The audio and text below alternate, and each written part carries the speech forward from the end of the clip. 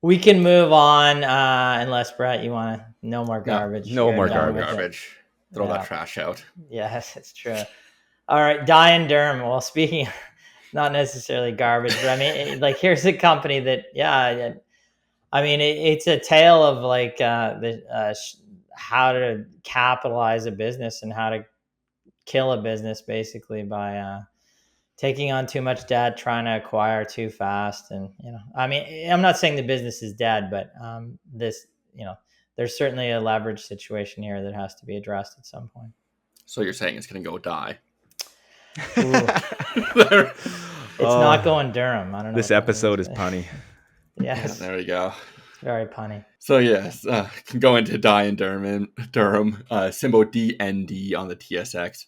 It is a provider of practice management software, data solutions, and payment technology to law firms and businesses. The company has 60,000 clients across Canada and in international markets, and is based in Toronto.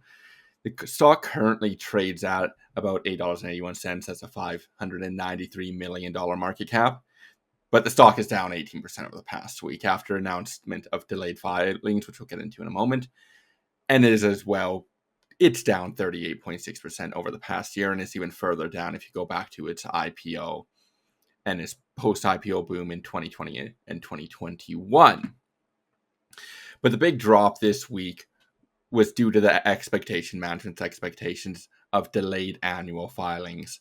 The year end being June 30th, the reason for the delay is the company received a letter from the Ontario Securities Commission with concerns relating to the company testing for goodwill impairment in certain purchase accounting disclosures for the 2024, so last year's annual statements. Effectively, the company may have been overstating the goodwill value and the overall value of past acquisitions going forward. So the expectations of those acquisitions going forward. The impact would not impact the changes would not impact cash or adjusted EBITDA, as goodwill and any impairments with goodwill are IFRS figures. So you'll see those commonly adjusted out of adjusted EBITDA and so on. If they do occur, they may not occur, but you'd see them in the IFRS or the GAAP in the US financial statements if those ever do occur. This has been followed after repeated public fights with the former CEO, who was removed following a proxy battle, with one of the complaints being poor governance as well as performance. So having delayed annual earnings is a further proliferation of governance and performance issues, and raises the questions: can you really trust these past financials? What is going to be the overall change? Goodwill isn't the be-all of end-all of financial change, but it does increase that risk, because if that is wrong or overstated, what else could be wrong type of scenario. Looking at the Q3 earnings, so these are ending March 31st. They do have that offset year. Revenue was up only 1% to $108 million, and organic revenue actually contracted 2%, which has been really the crux of the business. It just hasn't had that organic growth, which you would want to see following these significant acquisitions they made 4 or 5 years ago. 36% of revenue was recurring and 61% of it is contracted, which is good to see. It has been able to expand inorganically since the 2020 IPO, but just the organic hasn't been there. Adjusted EBITDA came in at $55 million with a 51% margin. And as you can see, just on a longer term basis, revenue, it has fluctuated, but it's been relatively flat over the past couple of years. And similarly with EBITDA, and the last quarter was actually a bit worse on the EBITDA side. The company still has a net loss, which it was relatively flat year over year, but the net loss was $21.8 million or 33 cents on a diluted share basis.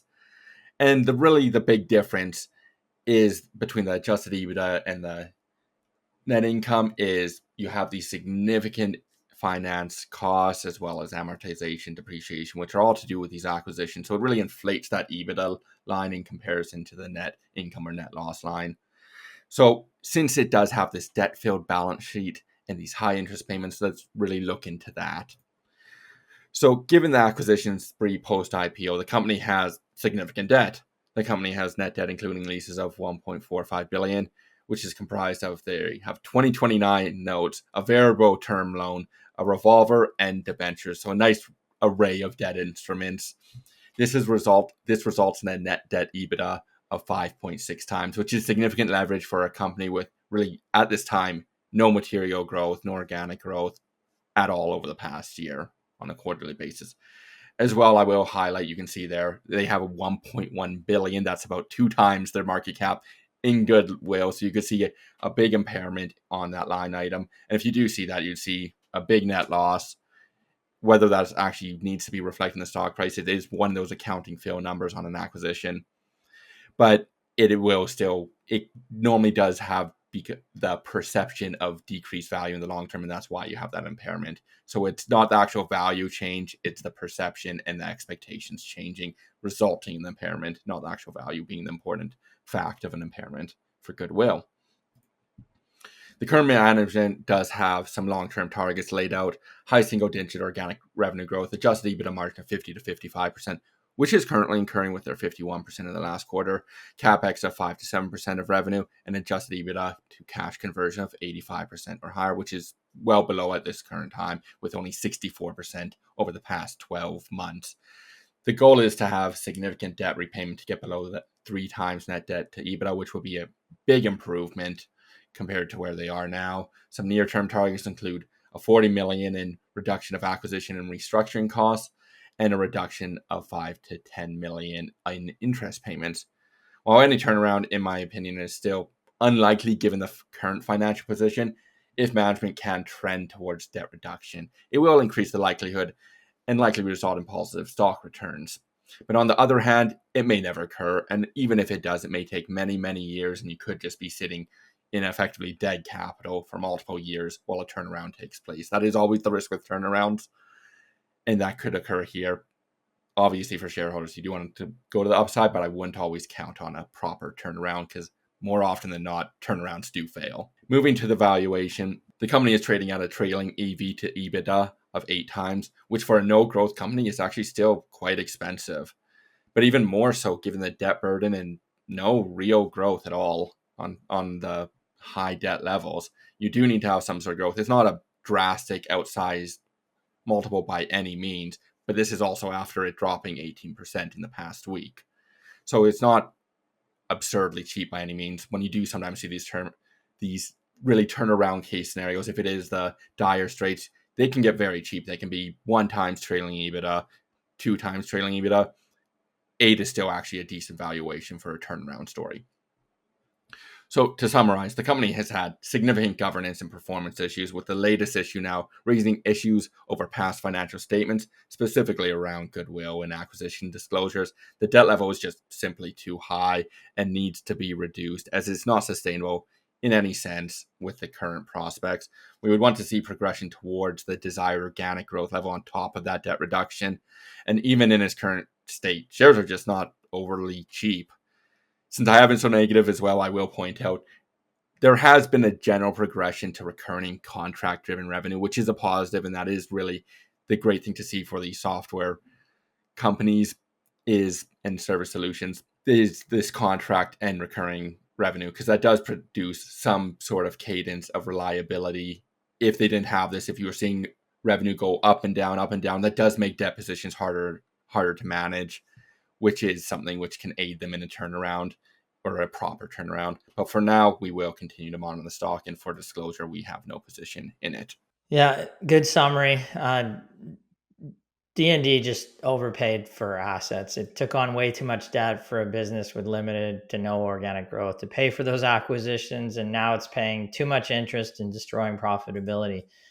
Everything was sexy. We were getting tons of questions about this business when it was making an acquisition announcement on a monthly basis, but that kind of drunken acquisition spree has produced what we call a debt hangover that would take a long-term cure. The founder or the original CEO of the company has no patience for that. It's not surprising, as he was the one behind the strategy to get to this point, right? But if the business may be sold, as there is a business here. When you get if you got rid of all the debt, it would be interesting. But you'd like to see more organic growth. It would have to be trading at lower multiples. But I don't know who would want to take on that debt. The equity may have to be cut. I'm not saying to zero, but the valuations at present, like Brett said, are still not great. So yeah, you have to mind your capital structure, and whether it's debt or continuing to issue shares, eventually you pay the piper for that. And in this situation, it's in a bit of a spiral here in terms of like that massive debt burden and trying to somehow grow organically, which it's not really, and to produce some kind of profit. It's just bleeding right now. Yeah, I mean, we just see other businesses with better growth without that hideous balance sheet.